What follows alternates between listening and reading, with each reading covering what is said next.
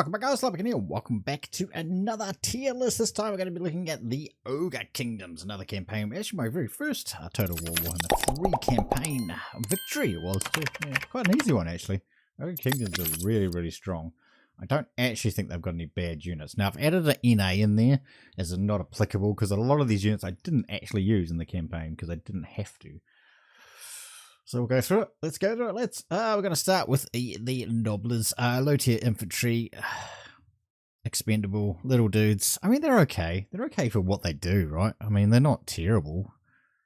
Like, I don't think they belong like in S tier, but they're probably B tier.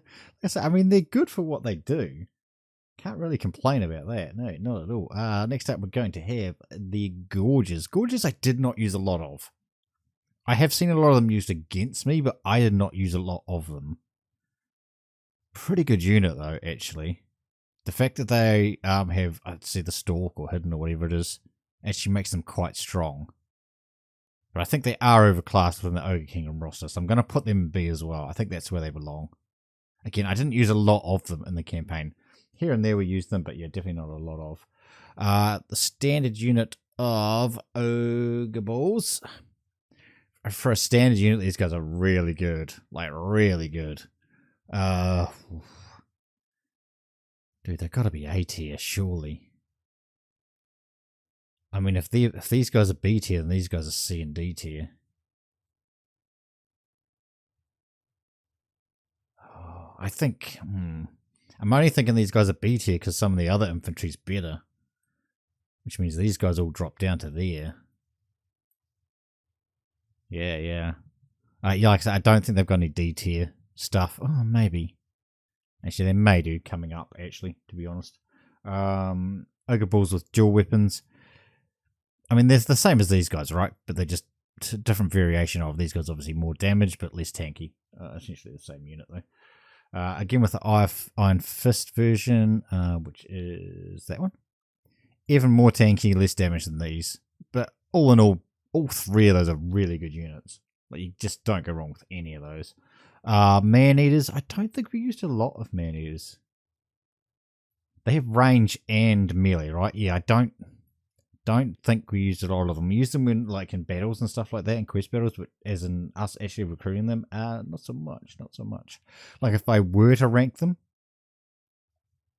assuming they're as good as I think they are, I mean, they're going to be there. They're definitely not there.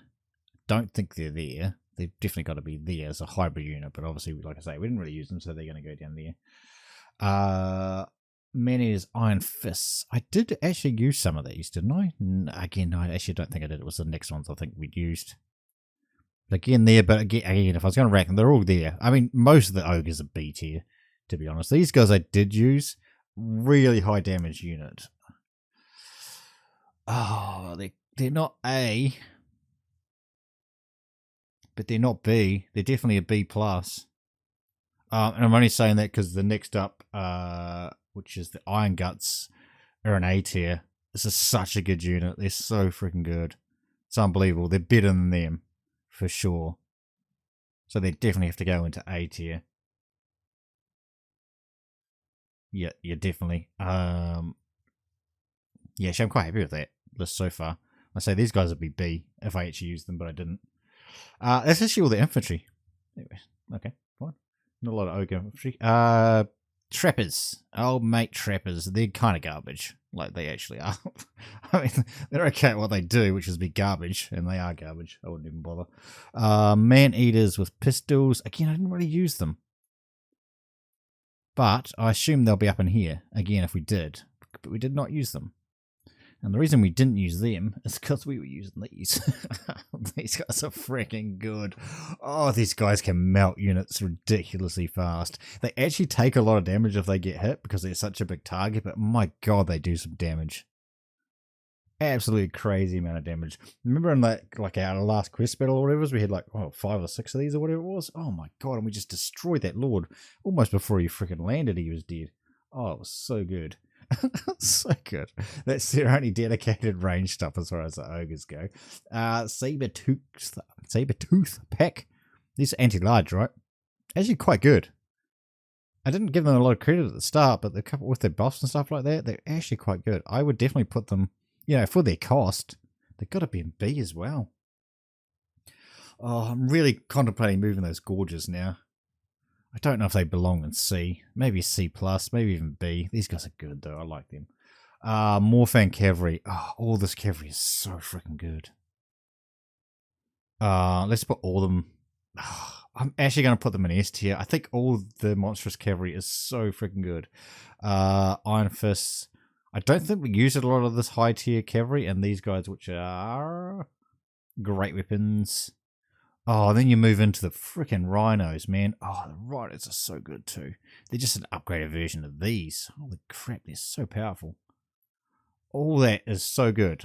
Actually, what have I done these? No, that's right. Yeah, that's right.